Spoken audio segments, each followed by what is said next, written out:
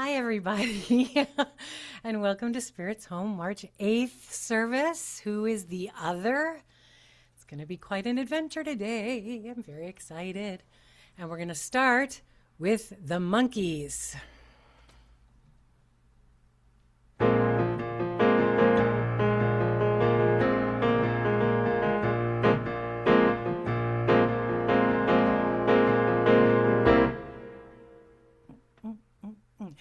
Love is understanding. Don't you know that much is true?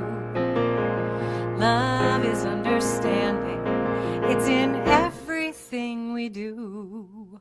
In this generation, in this loving time, in this generation, we will make the world shine. We were born to love one another. This is something we all need. We were born to love one another. We must be what we're going to be. Whoops. We must be what we're going to be. And what we have to be is free. I transposed this yesterday, so I'm in a whole different key, which makes it a real adventure to play.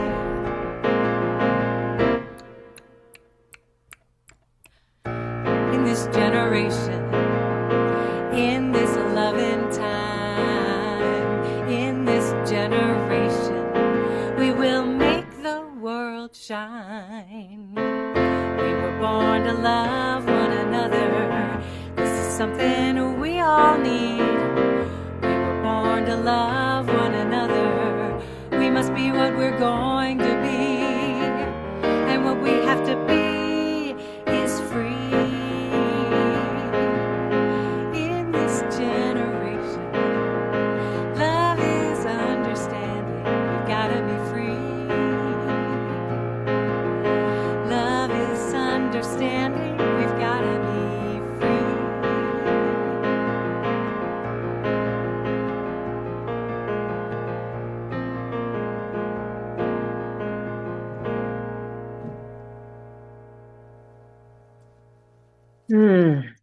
Just taking that collective breath, breathing in that one life, one power, one source, one God that lives and breathes and has its being, its way through each and every one of us. Releasing all that's happened before this moment so we can be here now. Being here with each other, connecting, getting the message that we absolutely need right here and right now. Knowing that as we raise our vibration together, we raise the vibration around us and send love out into our communities and into the world. And I am so grateful for this gathering of love. I simply release this, and so it is. Amen. Ashe. Amen. Ashe. And today's sacred reading is a story. 2 traveling monks reached a river where they encountered a young woman. She was afraid to cross the river because the current was strong. So one monk picked her up and carried her across the river with his brother monk following behind. On the other shore, the monk set the woman down. She thanked him and went on her way. About a mile later, the monk who did not carry the woman couldn't hold his silence any longer. He said, "Brother, our spiritual training teaches us to avoid any contact with women, and yet you carried that woman across the river without even thinking." The monk who carried the woman said, "Dear brother, I set that woman down on the shore a mile ago, and yet you are still carrying her." Love that story. Ah, yes. So we recently celebrated the Jewish holy day of Purim. As with all Jewish celebrations, the theme is consistently the same. They tried to kill us, we survived, let's eat. Although that used to be a somewhat humorous, pithy little saying, in these times, it is becoming a bit more precarious. Anyway, Purim. Here is my telling of the Purim story.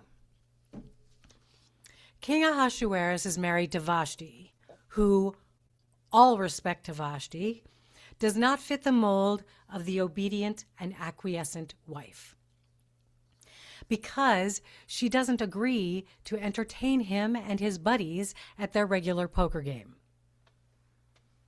Okay, I might be fudging the story a little bit here. However, the point is the same. Hold on. There we go. The point is the same. Vashti basically said no to the king, and consequently, he threw her into a dungeon and went off looking for a new wife. He hosted a royal beauty pageant for all of the women in the area, and a young woman named Esther showed up. She's Jewish, and she chose to hide this fact from the king. The king is charmed by her and chooses to make her his new queen. Esther is accompanied into the palace by her cousin Mordecai. King Ahasuerus has a grand vizier named Haman, and Haman dislikes all Jews a lot. He was also rumored to wear a three-cornered hat, although I could not find any images of that.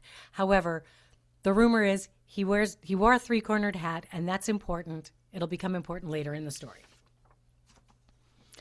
Mordecai exposes a plot to harm the king, and in doing so becomes a most favored person. This really gets Haman's goat in a big way because, unlike Esther, Mordecai was not hiding his Jewishness. Mordecai then went on to offend Haman by, and everybody take a deep breath here, refusing to bow down to him. Jews don't bow to anyone but God. As revenge for this affront to Haman, Haman asks the king for permission to destroy all the Jews, and the king basically says, okay, and Haman starts planning his slaughter. Meanwhile, Mordecai learned about Haman's plan. Mordecai seems to have his ear to the ground because he seems to hear about everything. And he asks Esther to beg the king for mercy on behalf of her people.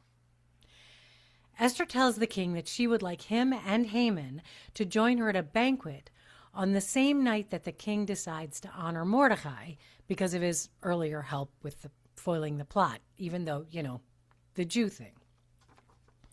Before the banquet, the king commands Haman to put the king's own robe on Mordecai and tells Haman to lead Mordecai around the city on the king's horse to honor him. Haman reluctantly obeys, knowing that his plan of killing all the Jews is already taking shape, and then afterwards they all head to Esther's banquet. At the banquet, King Ahasuerus asks Esther what she desires. With a deep breath, she comes out as a Jew and asks if he could please stop Haman from killing all of her people. You'd think she might have also taken that moment to maybe ask for Vashti to be pardoned and freed, but she doesn't. King Ahasuerus, without batting an eye, because Esther was so darn pretty, has Haman executed. So when Haman's group shows up to kill the Jews, who have been warned by Mordecai, they're all ready for them, and they rise up and kill all of Haman's men. And because we had to find a way to loop food into the story, the Jewish people created a pastry based on Haman's three-cornered hat, the Hamantaschen. For the record, the apricot Hamantaschen is quite delicious. Okay, so in this story, I'm always left wondering, who exactly are the good guys and the bad guys? There's a lot of lying, deception, unnecessary imprisonment, delusion, manipulation, killing, and a whole lot of ego going on. And it leaves us, or me, with more questions than answers. Who is the enemy? Who is our enemy? Who is our other? And is it fair or just that the one we call the other be labeled as such? Is it truly who they are? Or is it only to be defined by their actions? And once labeled as the other, are they stuck as the other forever? Or is it something deeper than all of that? How often in our lives are we faced with the questions, who is the enemy, the bad guy, the other? It's never as simple as we would like to think it is, especially when we take a moment to see things from the other's perspective. All of this brings us to what is my favorite parable for trying to untangle this knot. Yep, lost. In this epic series, we are first introduced to a group of airplane crash survivors. These are our people, the ones we connect with, because they are basically us in the beginning of the story.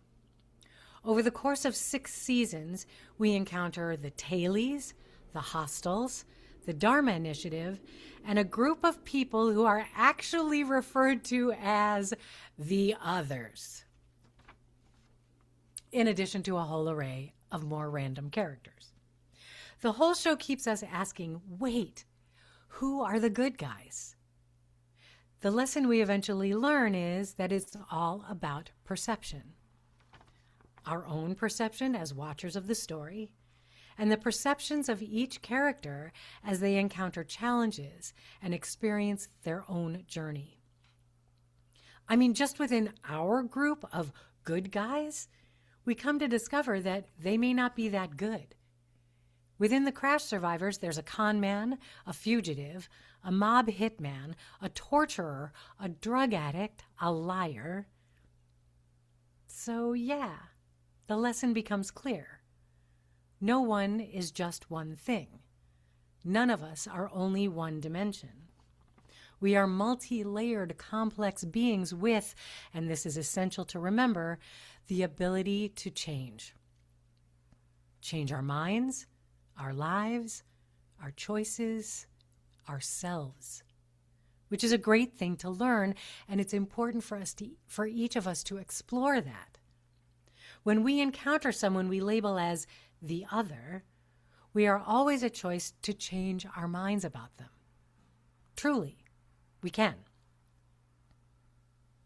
However, another big question isn't just who the other is to me. We also need to ask, who am I the other to? When have I othered? And when have I been othered? Not only is othering uncomfortable in both directions, it can be downright dangerous. I was sitting with this for a bit when I started thinking about when we have been misdirected in our othering. A few names came to mind of those who have been othered wrongly othered. There have been many throughout history and in some really good movies, and that discovery of being wrongly othered came a little late for some of them. Dr. Victor Frankenstein's Creature. When we look at it from more than just an entertainment angle, we are faced with a much deeper question. Who is actually the monster in that story? Spoiler alert, it isn't the creature. The Salem witch trials. So many women, so many young women accused of and murdered for being what their community labeled as witches. They might have seemed to be other than what was considered to be the norm for women at the time.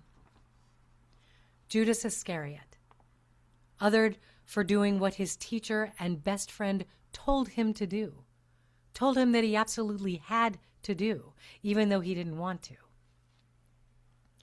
Teresa of Avila and Joan of Arc, othered because they heard and listened to the voice of spirit guiding them. Joan even saved the lives of soldiers in battle, and it still wasn't enough to save her. Galileo Galilei, othered because of his scientific knowledge and his courage to share it. I tossed in Edward Scissorhands there because that is such a beautiful story of the damage that othering can do to a tender soul. So what I'm saying here is that othering is much more than just wishing some bad karma would land on that annoying driver that cut me off in traffic. Othering can be traced back as the source for pretty much all of the world's suffering. And let's face it, the world is in real trouble right now. From Ukraine to Israel, Cuba to Sudan, from Kansas to Idaho, there's a whole lot of othering going on. Ugly, cruel, ignorant othering. My practice of listening to the news each morning to get my prayer requests for the day, to see where I need to focus my energy, has become increasingly overwhelming lately. I'm continually being challenged with trying to discern who are the good guys, who are the bad guys, who's right and who's wrong in each scenario. And of course, without getting too much into the weeds or mentioning actual names, I keep working hard to keep myself from getting trapped into the cycle of condemning those I find reprehensible to that forever place of being irredeemably evil. I'm guessing that some of you might be wrestling with the same thing. And it leaves me with questions like, if I do condemn someone to that forever place of being irredeemably evil, what does that mean for me? What does that make me? Right. I become the other to the one I am othering. Not only have I imprisoned them into the role of other, I have imprisoned myself. And down the rabbit hole I go. So let's back it up a little. Let's bring it to the personal and the relatable. The school cafeteria. Remember? Coming out of the line with your tray into the room full of noise and people. Maybe our hands are shaking on the tray, trying to keep everything steady, trying so hard not to trip. Our eyes scanning the room, trying to look confident while seeking out the familiar faces of our people and feeling inside like everyone is staring and judging and othering us. Or we're the person at the table watching for our folks to come out and find us and hoping, praying that no undesirables will want to sit with us, avoiding eye contact with anyone we don't want while seeking out those we do. Yep, we are the other as much as the other is the other to us. And it's way too easy to simply other people without working to try and figure out all the nuances that come with what might actually be going on with them, which is absolutely what we would want if we were being othered. Everything works both ways, right? Right. Here's some wisdom from Christina Feldman from her work Compassion. Understanding your enemy may be part of forgiveness. Longfellow once wrote, "If we could read the secret history of our enemies, we should see sorrow and suffering enough to disarm all hostility." You share with your enemies the fear of pain and isolation, the anxiety that leads to armoring, and the capacity to be hurt. You share with your enemies all the confused and deluded activity that can be generated to protect yourself from hurt, which sadly often results in further pain. Understanding your enemies does not excuse their unwholesome or unskillful actions, nor does it diminish the pain you may feel as a result of those actions. Easy to say, so very difficult to do, especially these days. It brings to mind, though, a moment in the Passover Seder. Yes, yet another Jewish holy day is coming up on us quickly. In the Passover story, the Red Sea parts so that Moses can lead the Jewish people to safety on the other side of it, before Pharaoh's soldiers can catch them. Once the Jews were safely on the other side, those soldiers entered into the passageway in their vengeful pursuit, and the sea closes in on them. At this moment, the Jews, in their relief of surviving, begin to sing and dance in celebration. And then we come to the part of the story that always moves me the most. In the Talmud, it is written that in that moment, the angels also began to sing their praises. God turns to them, weeping, and says, "How dare you sing for joy when my children are dying? The Egyptians are my children too."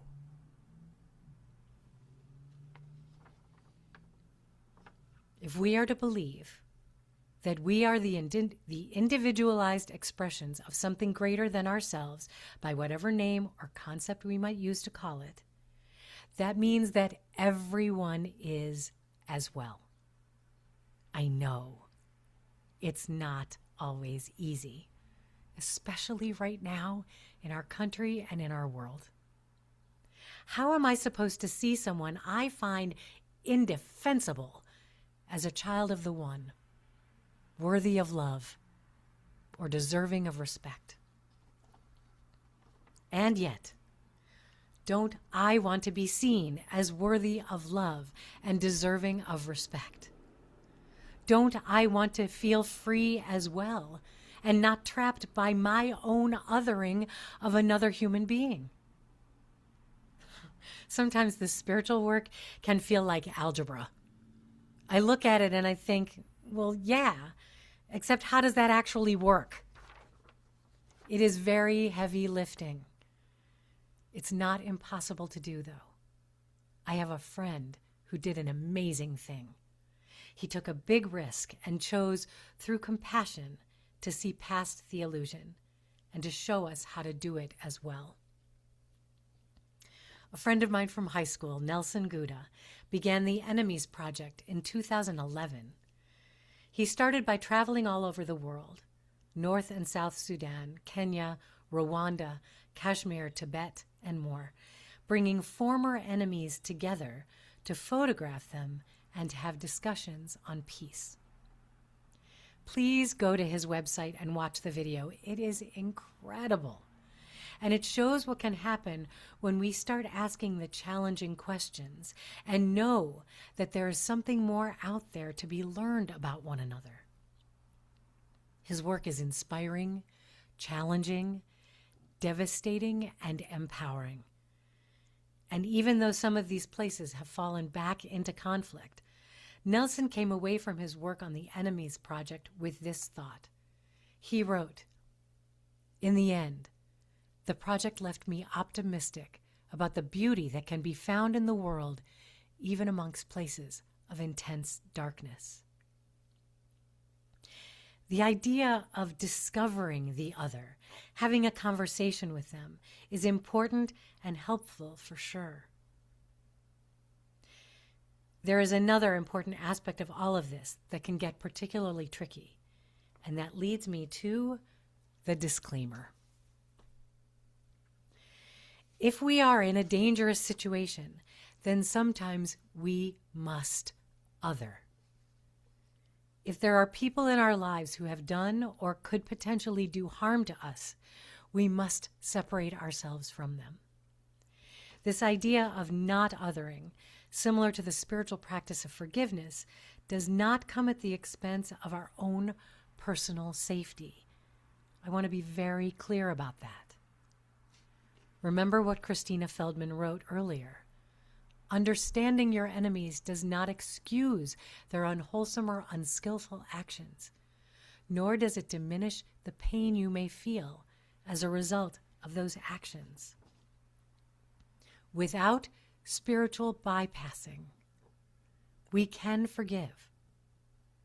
We can choose to not other, all from a safe and appropriate distance from the person or people who might pose a threat to our well-being. And how? How can we work on this without sacrificing our safety, our integrity? How can we work towards not othering others while also not feeling like we're allowing behaviors that are clearly dangerous or damaging? How can we free ourselves from being ensnared into othering while also not othering those who we feel deserve it, while also not feeling like we're letting those who are doing harm off the hook.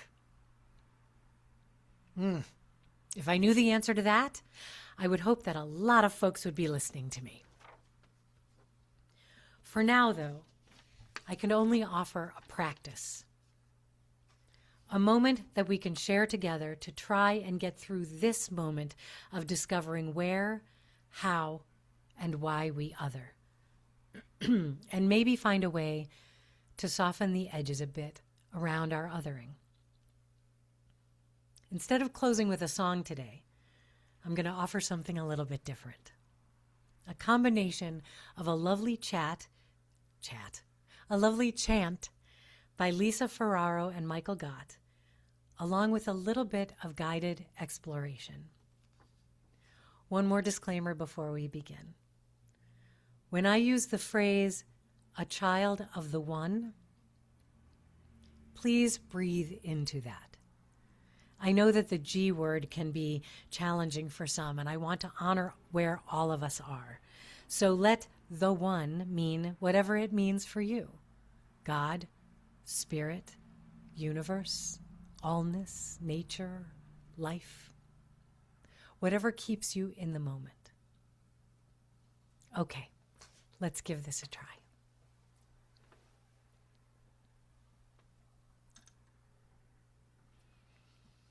I'd like you to connect to your breath, breathing in and out, and sensing the oneness within you as you breathe.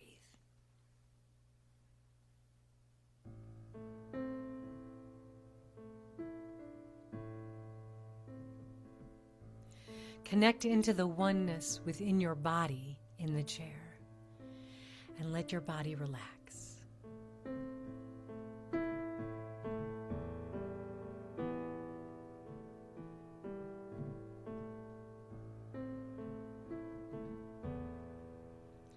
Breathing. Connect to your sense of oneness with spirit, allness, universe, and nature.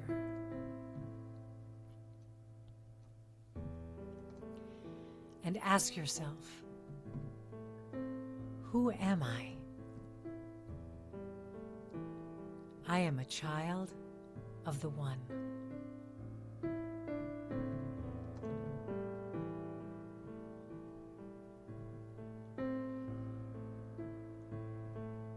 Breathing. Bring to mind someone you love, a person, a pet, a family member, a companion, and sense the oneness that you experience with this person. Asking them, who are you? You are a child of the one.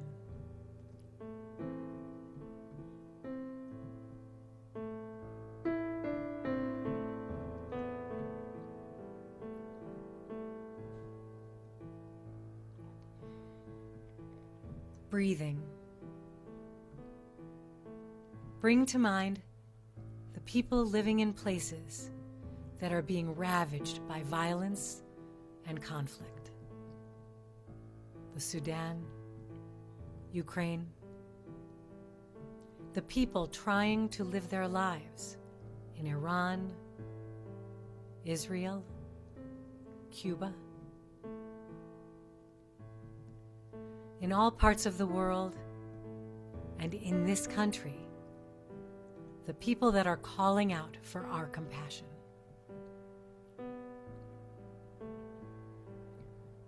Who are they? They are a child of the one.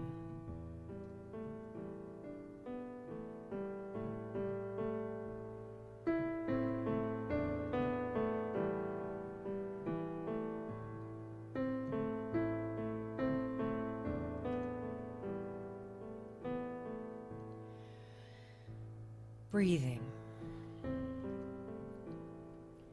Bring to mind a person you consider the other. Someone that brings up feelings of resentment, anger, hurt. A person that is behaving in a way that you consider incomprehensible, unforgivable. Breathe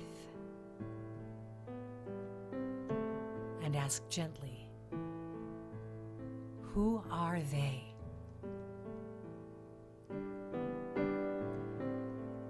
They are a child of the One.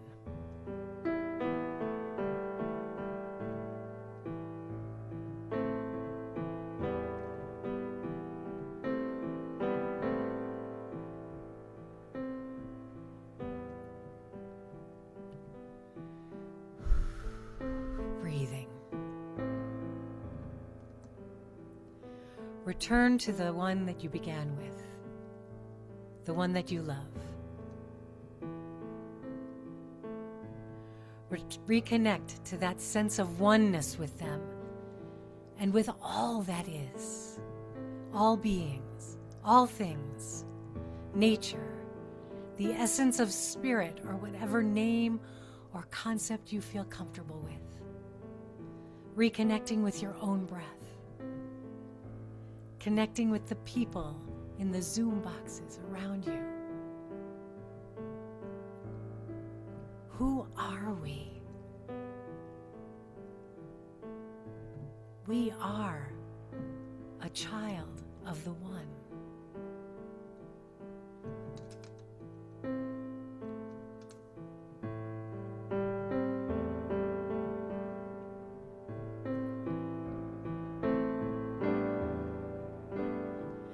We are one in the Spirit of love. We are one in the Spirit of love. We are one. We are one. We are one. We are one. We are one in the Spirit of love. We are free in the Spirit of love. We are free in the Spirit of love. We are one. We are one. We are one. We are one. We are free in the Spirit of love. We are whole in the Spirit of love. We are whole in the Spirit of love. We are one. We are one.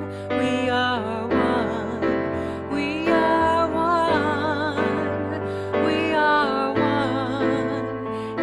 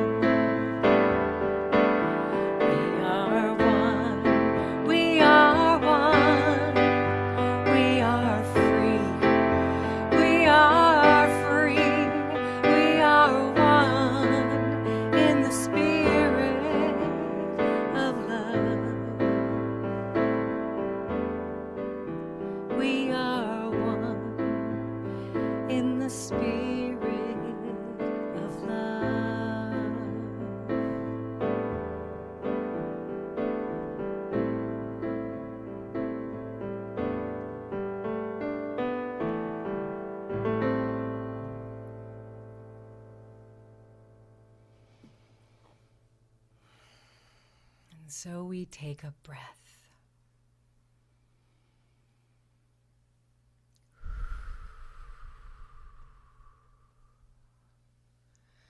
We have every opportunity in front of us to separate and hate and divide.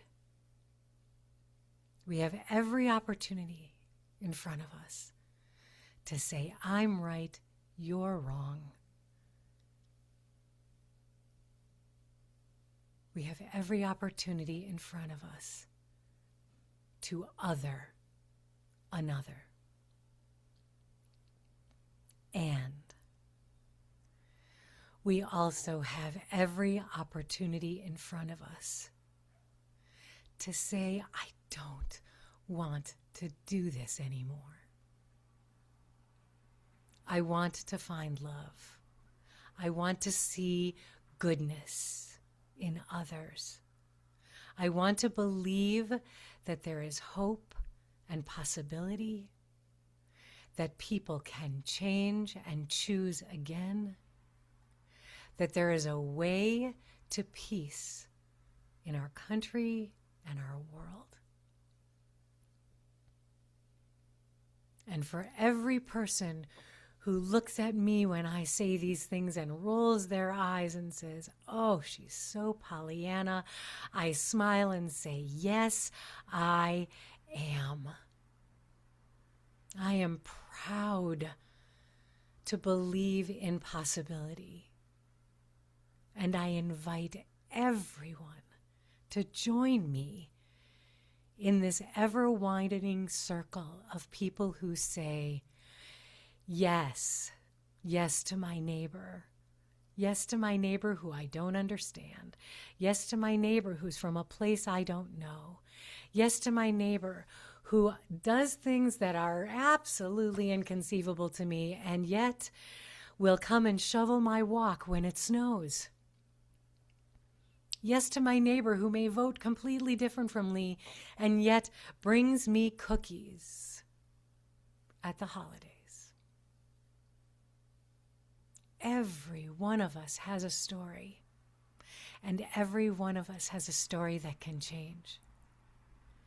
And it can change by saying hello to a stranger, offering flowers to an elder, opening a door, saying thank you, saying bless you when someone sneezes.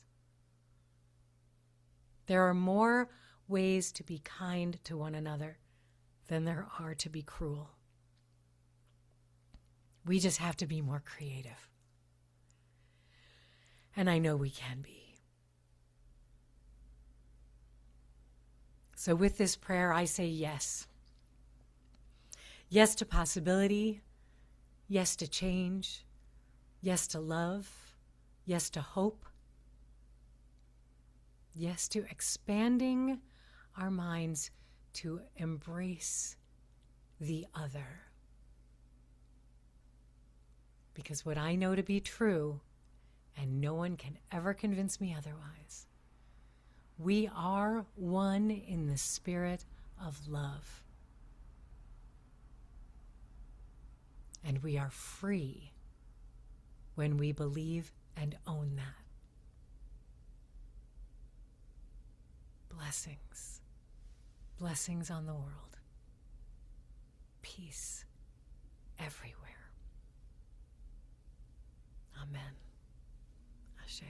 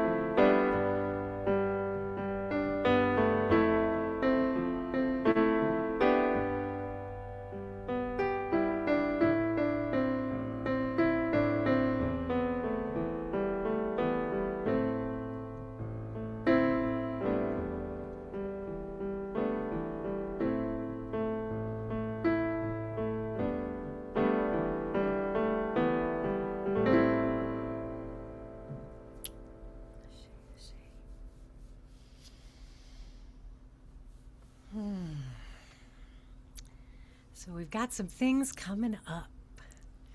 Spirits Home will be on the road in April. April 5th, I'll be sharing an Easter Sunday with the UU Congregation of Rockland. I'll be back here on the 12th, so second Sunday in April, same as always. And then in May, I will be on Mother's Day.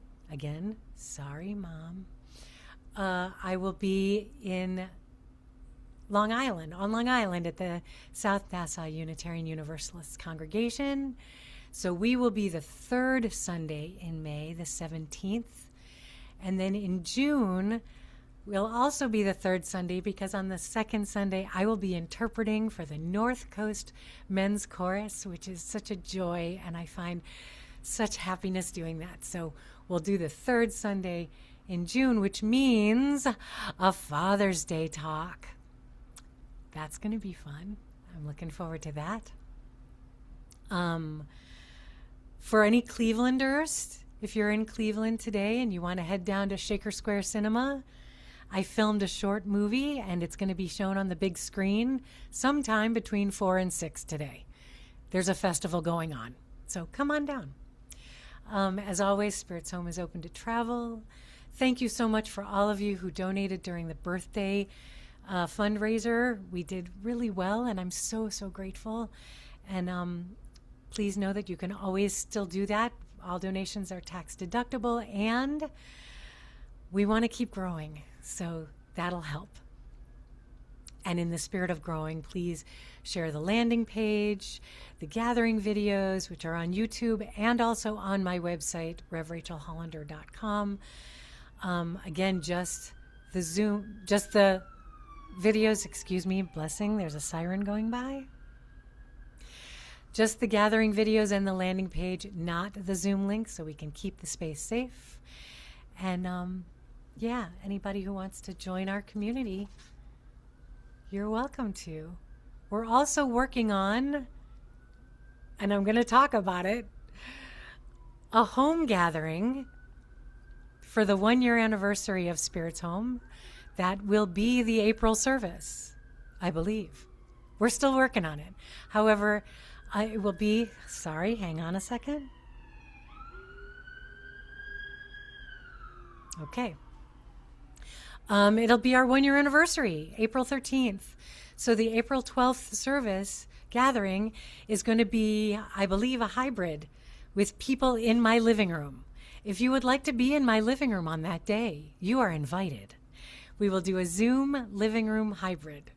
I'm saying it. That means it's going to happen. And do you want to say anything? Or should I just keep digging the hole deeper? Yes, let's make it happen. We're going to make it happen. So there'll be more information about that in the next email that comes out, I promise. And so, with the image of the island from Lost in the background, we shall sing Always So Grateful.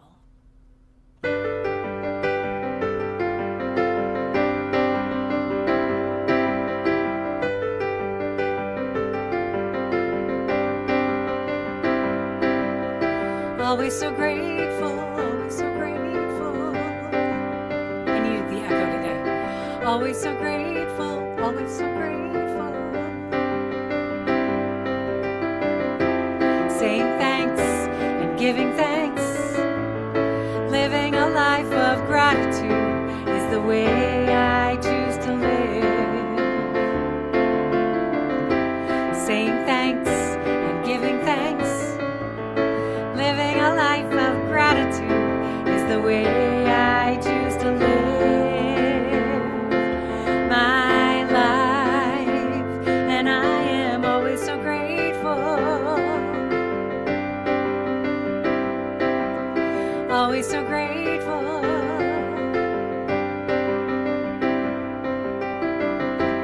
Look around, so much to say, yes, I'm thankful now for everything.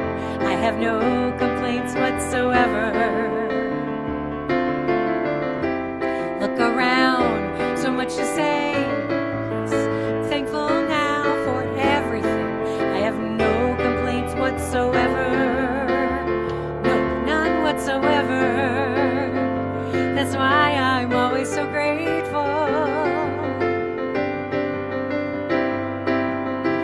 always so grateful, always so grateful.